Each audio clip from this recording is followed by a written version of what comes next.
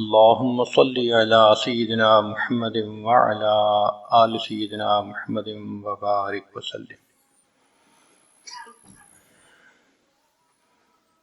حدیث مبارکہ میں آیا ہے کہ اللہ رب العزت نے اپنی رحمت کے 100 حصے کیے اور ان میں سے ایک حصہ پوری مخلوق میں تقسیم فرمایا، چنانچہ کھربوں کھرب حصے بنے اور چھوٹا چھوٹا حصہ ہر کسی کو ملا۔ انسانوں میں، حیوانوں میں، چرندوں پرندوں میں جو محبتیں آپ دیکھتی ہیں یہ اس چھوٹی سی محبت کا نتیجہ ہے۔ اسی کی وجہ سے ماں کو اولاد سے محبت ہوتی ہے، میاں بیوی کو آپس میں محبت ہوتی ہے، بہن بھائی کی محبت ہوتی ہے، بھائی بھائی کی محبت ہوتی ہے۔ اب آپ ذرا سوچئے کہ آدم علیہ السلام سے لے کر قیامت تک آنے والے لوگ یہ کل کتنے ہوں گے، اور ہر کسی کو اس میں سے حصہ ملا۔ پھر حیوانوں میں، پرندوں میں جو محبت پائی جاتی ہے وہ بھی اسی کا حصہ، لیکن اللہ تعالیٰ نے 99 حصے اپنے پاس رکھ لیے، ان کا اظہار اللہ تعالیٰ قیامت کے دن فرمائیں گے۔ اب اللہ تعالیٰ نے چونکہ بندوں کو اپنی رحمت میں سے حصہ دیا تو اللہ تعالیٰ کو بندوں سے پیار ہے۔ ان اللہ بالناس لرؤوف الرحیم، بے شک اللہ تعالیٰ انسانوں پر رؤوف اور رحیم ہے۔ آپ بھی اگر کوئی چیز بنائیں تو اپنی بنی ہوئی چیز اچھی لگتی ہے۔ اللہ نے انسان کو بنایا اور بہترین صورت میں بنایا، اور ہم پر تو اللہ کا بڑا فضل ہے۔ آپ غور کریں کہ جس وقت ہماری ولادت ہوئی عین اسی لمحے جانوروں کے ہاں بھی بچے پیدا ہوئے، کہیں گدھے کے ہاں، کہیں گھوڑے کے ہاں۔ اللہ رب العزت نے ہمیں انسان کے ہاں پیدا فرمایا، یہ اللہ کا ہم پر کتنا بڑا فضل اور احسان ہے۔ پھر دوسرا انعام دیکھیے کہ جس لمحے ہماری ولادت ہوئی عین اسی وقت کتنے بچے اس دنیا میں تھے جو کافرہ ماں کی گود میں پیدا ہوئے۔ ہمیں اللہ تعالیٰ نے ایمان والی ماں عطا فرمائی۔ یہ اللہ رب العزت کا ہم پر کتنا بڑا کرم اور احسان ہے۔ پھر اللہ رب العزت نے ہمیں اپنے پیارے حبیب صلی اللہ علیہ وسلم کی امت میں سے پیدا کیا۔ یہ وہ نعمت ہے جس کو حاصل کرنے کے لیے پہلے انبیاء دعائیں مانگتے تھے۔ حضرت موسیٰ علیہ السلام نے دعائیں مانگی، اللہ تعالیٰ نے حضرت عیسیٰ علیہ السلام کی دعا کو قبول کر لیا اور ان کو زندہ آسمانوں پر اٹھا لیا۔ قرب قیامت میں وہ واپس دنیا میں تشریف لائیں گے اور نبی علیہ السلام کی شریعت کے مطابق زندگی گزاریں گے۔ تو جس نعمت کو انبیاء مانگتے رہے اللہ نے بن مانگے وہ نعمت عطا فرما دی۔ تو سوچئے اللہ تعالیٰ کے ہم پر کس قدر احسانات ہیں۔ یہ سب کس لیے؟ اے میرے بندے، تو مجھے بہت پیارا لگتا ہے۔ اللہ تعالیٰ نے انسان کو بہترین صورت میں پیدا فرمایا۔ مشہور واقعہ ہے کہ ایک حاکم وقت اپنی بیوی کے ساتھ ذرا اچھے موڈ میں تھا، اس کے حسن و جمال کی بڑی تعریفیں کر رہا تھا کہ تم ایسی ہو، اتنی خوبصورت ہو، اتنی خوبصورت ہو۔ بات کرتے کرتے وہ یہ کہہ گیا کہ اللہ کی قسم تم چاند سے بھی زیادہ خوبصورت ہو۔ علم کا زمانہ تھا۔ بیوی نے کہا کہ جناب آپ نے جو قسم اٹھائی وہ غلط ہے۔ اس نے کہا میں نے ٹھیک اٹھائی، چلو علماء سے پوچھیں۔ اب علماء کی طرف رجوع کیا گیا تو وہ جواب دیں کہ ہم تو فیصلہ نہیں کر سکتے کہ اس کی بیوی چاند سے زیادہ خوبصورت ہے یا نہیں، حتیٰ کہ یہ بات ٹاک آف دی ٹاؤن بن گئی۔ کسی نے امام شافعی رحمۃ اللہ علیہ کو یہ بات بتائی، انہوں نے فرمایا کہ اس کا جواب میں دے سکتا ہوں۔ چنانچہ جب ان سے پوچھا گیا تو انہوں نے فرمایا کہ تم نے ٹھیک قسم اٹھائی، تمہاری بیوی چاند سے بھی زیادہ خوبصورت ہے۔ تو کسی نے پوچھا کہ آپ ایک عورت کے بارے میں کیسے کہہ سکتے ہیں جس کو آپ نے دیکھا ہی نہیں؟ تو امام شافعی رحمۃ اللہ علیہ نے جواب دیا کہ اللہ رب العزت نے قرآن مجید میں فرمایا لَقَدْ خَلَقْنَا الْإِنسَانَ فِي أَحْسَنِ تَقْوِيمٍ، اے انسان تمہیں ہم نے بہترین صورت میں پیدا کیا، لہذا قسم اٹھا کے کہا جا سکتا ہے کہ انسان چاند سے بھی زیادہ خوبصورت ہے۔ کسی نے کیا اچھی بات کہی، چاند سے تشبیہ دینا یہ کہاں انصاف ہے، چاند سے تشبیہ دینا یہ کہاں انصاف ہے، چاند کے منہ پہ چھائیاں میرے مدنی کا چہرہ صاف ہے۔ تو واقعی اللہ رب العزت نے انسان کو چاند سے بھی زیادہ خوبصورت بنایا۔ پھر اللہ رب العزت نے انسان کو عزتوں سے نوازا، فرمایا وَلَقَدْ كَرَّمْنَا بَنِي آدم، ہم نے بنی آدم کو عزت عطا فرمائی۔ ذرا غور کریں کہ باقی مخلوق جب کھانا کھانا ہوتا ہے تو کھانے کی طرف اپنا سر جھکاتی ہے، گائے چارہ کھانے کے لیے سر جھکاتی ہے، بھینس سر جھکاتی ہے، بکری سر جھکاتی ہے، شیر چیتے کو دیکھیے شکار کرنے کے لیے سر جھکاتے ہیں۔ اللہ نے انسان کو وہ عظمت بخشی کہ اے میرے بندے، تیرا سر تو صرف میرے سامنے جھکنے کے لیے ہے، اس کو کھانے کے لیے جھکنے کی ضرورت نہیں، میں تیرے ہاتھوں سے تیرا کھانا تیرے منہ تک پہنچا دوں گا۔ تو انسان کے منہ تک کھانا خود پہنچتا ہے، سر جھکانے کی ضرورت نہیں ہوتی۔ تو یہ انسان کو اللہ نے عظمت بخشی۔ فرمایا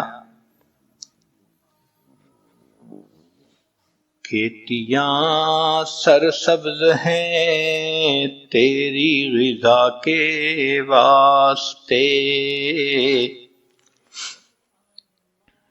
کھیتیاں سرسبز ہیں تیری غذا کے واسطے، چاند سورج اور ستارے ہیں ضیاء کے واسطے، بحر و بر شمس و قمر ماء و شما کے واسطے، یہ جہاں تیرے لیے ہے تو خدا کے واسطے۔ تو سارا جہان انسان کے لیے اور انسان اپنے رب رحمان کے لیے ہے۔ تو اللہ رب العزت نے انسان کو عزتوں سے نوازا، اے انسان تو مجھے بہت پیارا لگتا ہے۔ پھر دیکھیے کہ اللہ نے انسان کا رزق اپنے ذمہ لیا، فرمایا وَفِي السَّمَاءِ رِزْقُكُمْ، تمہارا رزق آسمانوں میں ہے۔ دوسری جگہ فرمایا وَإِن مِّن شَيْءٍ إِلَّا عِندَنَا خَزَائِنُهُ، جو کوئی بھی چیز ہے ہمارے پاس اس کے خزانے ہیں، وَمَا نُنَزِّلُهُ إِلَّا بِقَدْرٍ مَّعْلُومٍ، ہم اس کو معلوم اندازے کے مطابق اتارتے ہیں۔ فرمایا وَمَا مِن دَابَّةٍ فِي الْأَرْضِ إِلَّا عَلَى اللَّهِ رِزْقُهَا، زمین میں جو بھی کوئی جاندار ہے اس کا رزق ہمارے ذمے ہے۔ اب جب رزق اللہ نے ذمے لے لیا تو دیکھیے ہمیں کتنی بڑی تسلی ہو گئی۔ اس لیے حدیث پاک میں آتا ہے کہ رزق بھی انسان کو تلاش کرتا ہے، موت بھی انسان کو تلاش کرتی ہے، فرق یہ ہے کہ رزق پہلے پہنچتا ہے، موت اس کے بعد پہنچتی ہے۔ اگر کسی پہاڑ کے نیچے پانی کا ایک قطرہ ہو جسے کسی بندے نے پینا ہے، تو جب تک وہ بندہ پی نہ لے اس وقت تک اس کو موت نہیں آ سکتی۔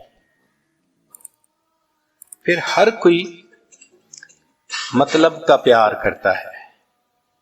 کہنے والوں نے کہا دنیا مطلب دی او یار، ہر محبت کے پیچھے آپ کو غرض نظر آئے گی۔ مثال کے طور پہ ماں باپ کو اولاد سے محبت ہوتی ہے، اس میں بھی غرض۔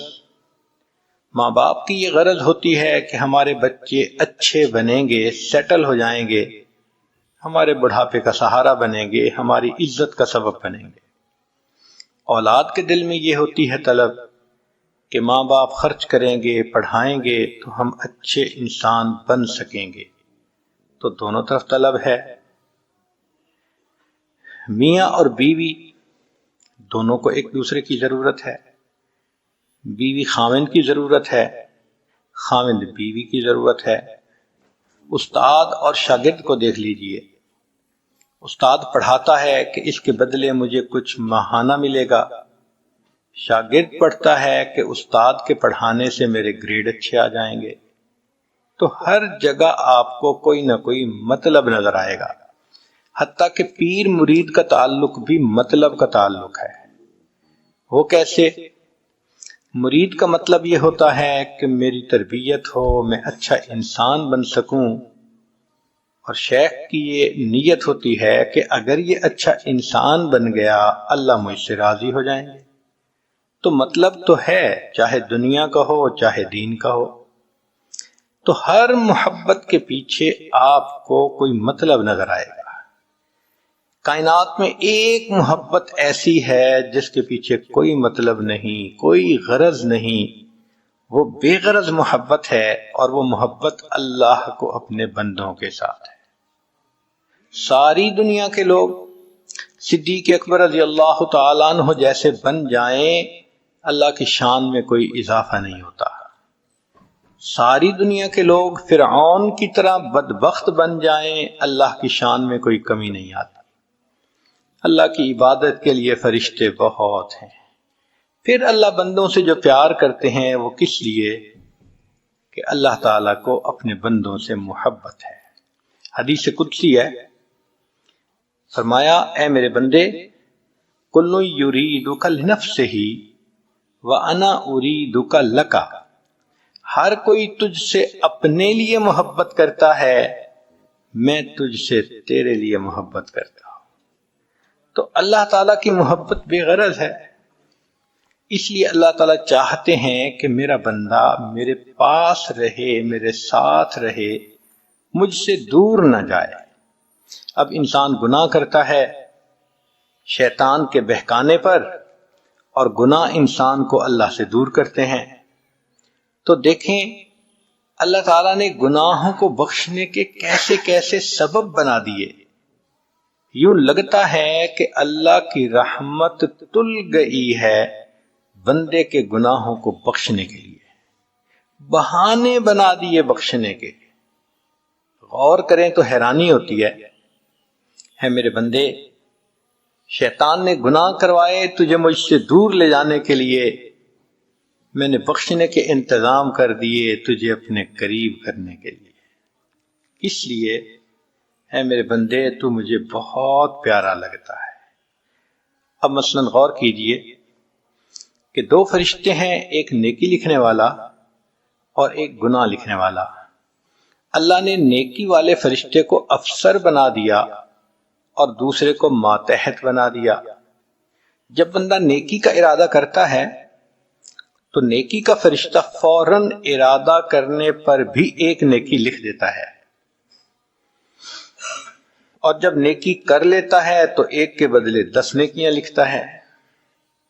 لیکن گناہ والا فرشتہ، اگر کوئی بندہ گناہ کا ارادہ کرے تو وہ گناہ نہیں لکھ سکتا، اس کو اپنے افسر سے اجازت لینی پڑتی ہے، NOC لینا پڑتا ہے۔ تو وہ پوچھتا ہے اس نے تو گناہ کا پکا ارادہ کر لیا، کیا میں گناہ لکھ لوں؟ تو وہ کہتا ہے کہ نہیں، جب تک کر نہ لے تم کیسے لکھ سکتے ہو؟ اب بندے نے فرض کرو گناہ کر لیا، وہ فرشتہ دوبارہ پوچھتا ہے اب تو کر لیا، اب میں لکھ لوں؟ تو اس کا افسر اس کو کہتا ہے تمہیں کیا جلدی پڑی ہے، ہو سکتا ہے یہ توبہ کر لے، دل میں نادم ہو، شرمندہ ہو، اور اللہ اس کو معاف کر دیں تو تم جو لکھ کے کاٹو گے، کیا ضرورت ہے ایسا کرنے کی، انتظار کر لو۔ چنانچہ کئی پہر تک وہ انتظار کرواتا ہے۔ اگر اس دوران انسان اس گناہ پر نادم ہو تو فرمایا الندم توبۃ، دل میں نادم ہونا گناہ پر یہ توبہ ہوا کرتی ہے۔ اللہ دل کی ندامت کر گناہ کو معاف فرما دیتے ہیں۔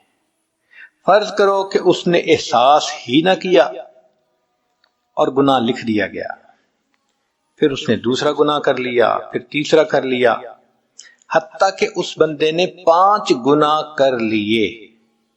اس کے بعد اگر وہ کوئی نیکی کرتا ہے تو نیکی والا فرشتہ اس کو کہتا ہے کہ سنو، اللہ کا قانون ہے من جاء بالحسنۃ فلہ عشر امثالھا، کہ جو بندہ ایک نیکی لائے گا ہم 10 گنا اجر دیں گے۔ ایک نیکی اس نے کی اور میں نے اس کے بدلے 10 نیکیاں لکھنی ہیں، میں 10 نیکیاں نہیں لکھتا، تم 5 گنا مٹا دو اور باقی 5 نیکیاں اس کی میں انٹری کر دیتا ہوں۔ اللہ اکبر کبیرہ، اللہ کی رحمت کا معاملہ دیکھیے، 5 گناہ مٹا دیے جاتے ہیں اور بقیہ 5 نیکیاں لکھ دی جاتی ہیں۔ کیوں؟ اے میرے بندے تو مجھے بہت پیارا لگتا ہے۔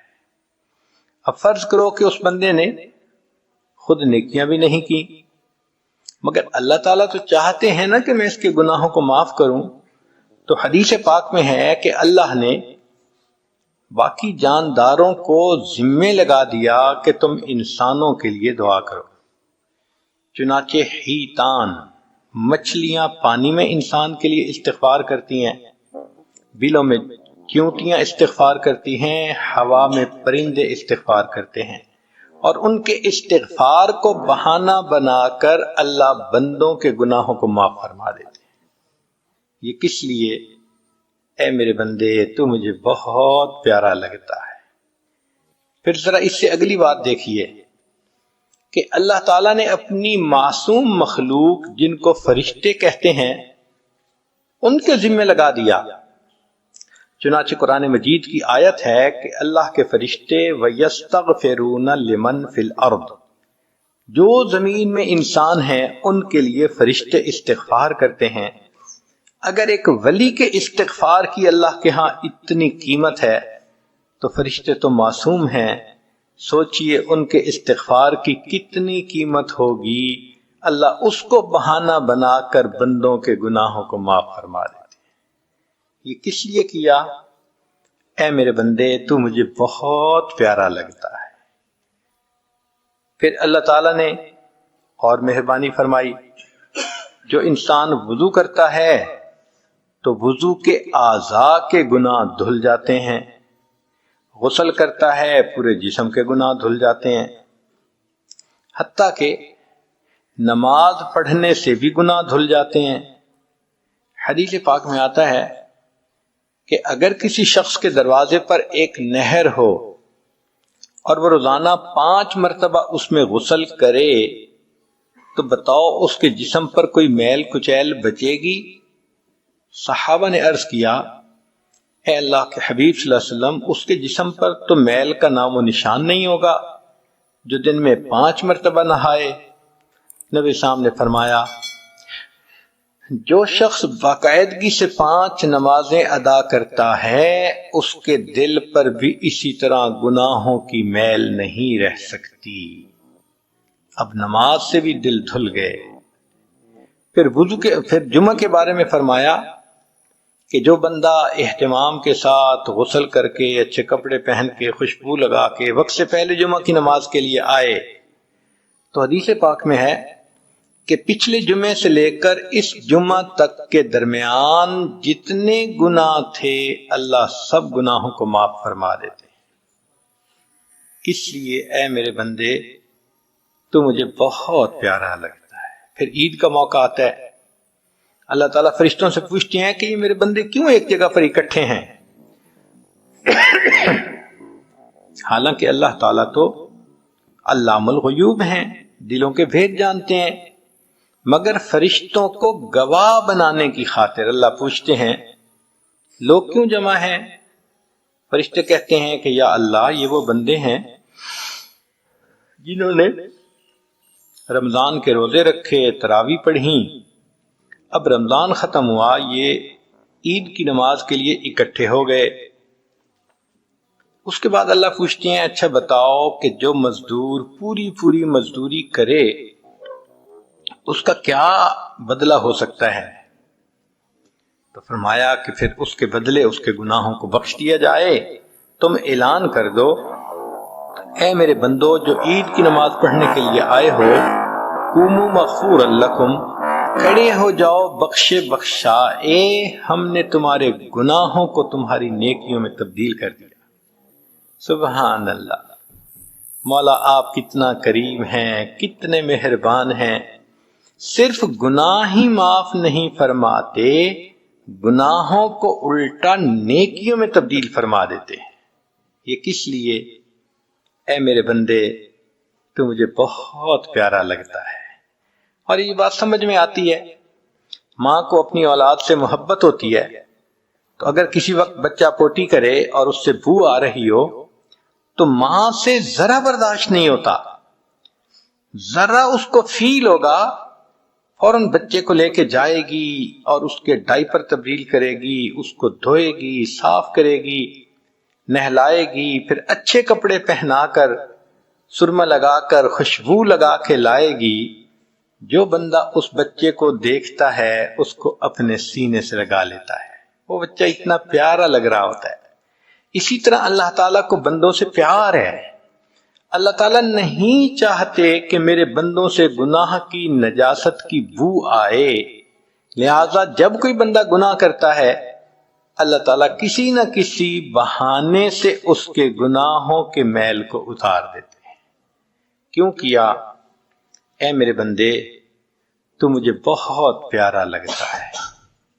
پھر ایک اور بات فرمائی کہ میرے بندے اگر تو مسکرا کر ملتا ہے اپنے مسلمان بھائی سے تو تیرے مسکرانے پر گناہ معاف، اگر راستے سے تو نے کوئی تکلیف والی چیز ہٹائی تو اس پر بھی گناہ معاف، اماطۃ الاذی عن الطریق۔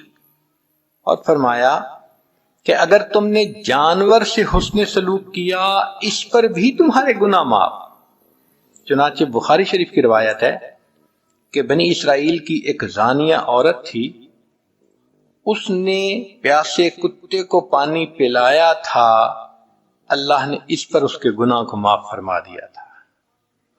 تو جانوروں کے ساتھ اگر حسن سلوک پر گناہ معاف ہوتے ہیں، جو بندہ اپنے گھر میں اپنی بیوی سے اچھا سلوک کرے، اپنے بچوں سے اچھا سلوک کرے، ماں باپ سے اچھا سلوک کرے، بہن بھائیوں سے اچھا سلوک کرے، مسلمان پڑوسی سے اچھا سلوک کرے، سوچئے پھر اللہ اس کے کتنے گناہوں کو معاف فرمائے گے۔ تو مجھے بہت پیارا لگتا ہے۔ پھر اللہ تعالیٰ نے انسان کے اوپر جو پریشانیاں آتی ہیں دنیا میں اس پر بھی گناہ معاف